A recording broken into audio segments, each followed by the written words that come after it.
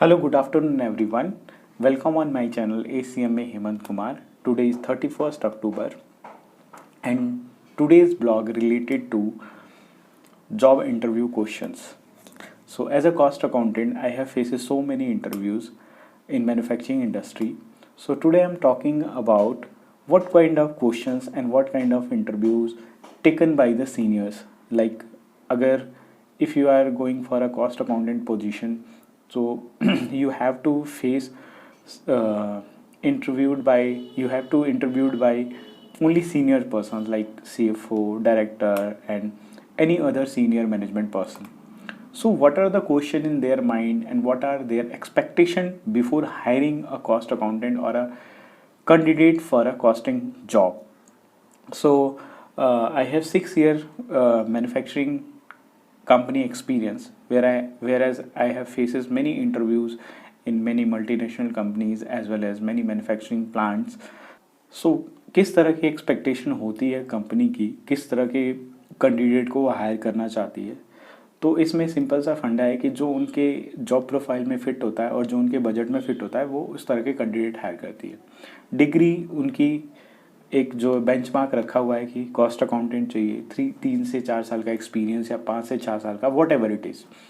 सो जो क्वेश्चंस होते हैं सबके लिए एक ही होते हैं, because we know that cost accounting funda जो होता है एवरीवेयर सेम ही होता है। चाहे आप ग्लोब में कहीं भी चले जाओ, पूरे वर्ल्ड में कहीं भी चले जाओ, जो इसका कॉन्सेप्ट होता है वो सेम ही होता है। तो एवरीवेयर जो एक्सपेक्टेशन होती है, जो लोगों के क्वेश्चंस होते हैं, मोस्ट ऑफ द सेम ही होते हैं। But these are differ by industry to industry, nature में डिफर करती है। तो सबसे पहले तो अपने आप को ये देखना चाहिए कि किस तरह की इंडस्ट्री है, क्या इंडस्ट्री का टाइप है, लाइक ऑटो सेक्टर है, फार्मा सेक्टर है, या other kind of plastic, anything, जो भी मैन्युफैक्चरिंग सेक्टर है उसका पहले इंडस्ट्री को देख लेना चाहिए किस तरह की इंडस्ट्री है। देन अगर आपके पास जॉब प्रोफाइल है कि किस क्या क्या चीज़ें उनकी रिक्वायर्ड है, तो उसमें काफ़ी सारी चीज़ें मेंशन होती है, like cost sheet, variance analysis, है ना, थोड़ा बहुत फाइनेंस नॉलेज, इनकम टैक्स या what ever it is, bank reconciliation etcetera etcetera, बहुत सारी चीज़ें होती हैं। तो उनको एक बार रीड आउट कर लेना चाहिए। उसमें अगर जो आपको नहीं लगता, जो नहीं है, तो उसको थोड़ा सा थोरली रीड कर लेना चाहिए थियोरेटिकली। बाकी रेस्ट ऑफ द, अगर आपको 1 2 3 साल का एक्सपीरियंस है तो बाकी नॉलेज आई थिंक होनी चाहिए या होती ही है।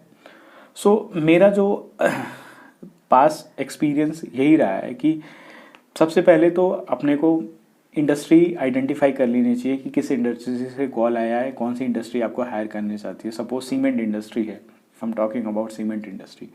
सो फर्स्ट इंडस्ट्री को थोड़ा सा उसके प्रोसेस के बारे में रीड कर लेना चाहिए। व्हाट इज़ सीमेंट, क्या इसके प्रोसेस है, किस तरह के प्रोडक्ट होते हैं, क्या क्या इसमें रॉ मटेरियल होते हैं, ये सारी चीज़ें। देन कम टू कि क्वेश्चंस कैसे हो सकते हैं। क्वेश्चन वैसे ही होते हैं जिस तरह की कॉस्टिंग उसमें इम्प्लीकेट होती है, यानी लाइक वेरिएंस एनालिसिस होती है, तो वेरिएंस एनालिसिस में आप standard costing, marginal costing etcetera के बारे में थोड़ा सा पढ़ सकते हैं। तो कहने का मतलब ये है कि आपको प्री होमवर्क यही करना है कि पहले तो नेचर ऑफ इंडस्ट्री को देख लेना है, समझ लेना है, उसके प्रोसेस और उसके प्रोडक्ट के बारे में थोड़ा सा जान लेना है। सेकंड कि अगर आपके पास जॉब प्रोफाइल है तो उस जॉब प्रोफाइल को चेक कर लेना है कि आप उसमें सूटेबल होते हो या नहीं होते। कई बार क्या होता है कि हम लोगों को बस जॉब चाहिए होती है, we doesn't care about what is our job profile while entering in the company. So many big MNCs have a job profile, but when you go on the job, जब आप जॉब पे जाते हो तो आपको पता चलता है कि मेरी ये प्रोफाइल जो थी वो मैच ही नहीं कर रही इससे, यानी जो आपकी एक्सपेक्टेशन थी जॉब में काम करने की, काम सीखने की, वो काम ही आपको उतना डीपली नहीं मिल पाता। जस्ट यू आर एक डाटा इंटरप्रेटर या डाटा एंट्री, या ये कह सकते हो कि आप सिर्फ एक बैक एंड वर्किंग बन के रह जाते हो। बहुत सारा ऐसा है, मैंने भी ये सिचुएशन एक बार फेस की हुई है।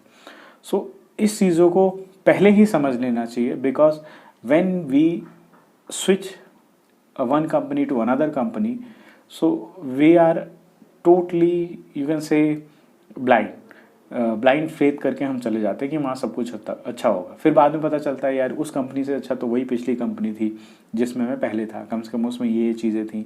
Job satisfaction is very important. If you are satisfied by your job, so आप उसको बहुत अच्छे से परफॉर्म भी कर पाएंगे, आपको लर्निंग में भी मज़ा आएगा, आप लॉन्ग रन या लॉन्ग टर्म तक आप उसमें अच्छे से रह पाएंगे। Switching a lot is also not good, so it's better कि आप एक बार जॉब सेटिस्फाई हो जाएं तो उसके बाद आप कभी भी एनी टाइम आपको एक अच्छी अपॉर्चुनिटी मिल जाएगी। तो स्टार्टिंग में आप focus is to learn learn learn, सिर्फ यही है कि अपने को काम सीखना है, कॉन्सेप्चुअली उस चीज़ को सीखना और समझना फंडा होना चाहिए। तो मेरा आज का ब्लॉग का यही कहना था कि before while entering in a job एक प्री होमवर्क कर लेना चाहिए। एज अ कॉस्ट अकाउंटेंट मेरा जो एक्सपीरियंस रहा है, मैं पहले उस इंडस्ट्री के बारे में थोड़ा सा रीड कर लेता हूँ, थोड़ा उसकी प्रोडक्ट की प्रोफाइल को समझ लेता हूँ, क्या प्रोडक्ट है, किस तरह की उसमें कॉस्टिंग की इम्प्लीकेशन होती है, और थोड़ा बहुत जो अपने कॉन्सेप्चुअल हैं उसको स्ट्रॉन्ग कर लेना चाहिए। तो ये अगर फंडा आपका क्लियर होगा then definitely you will be selected for that job. So वो आपको प्रेफरेंस और अपॉर्चुनिटी अच्छे से मिल जाएगी। तो इतना ही था ब्लॉग के लिए। Thank you so much.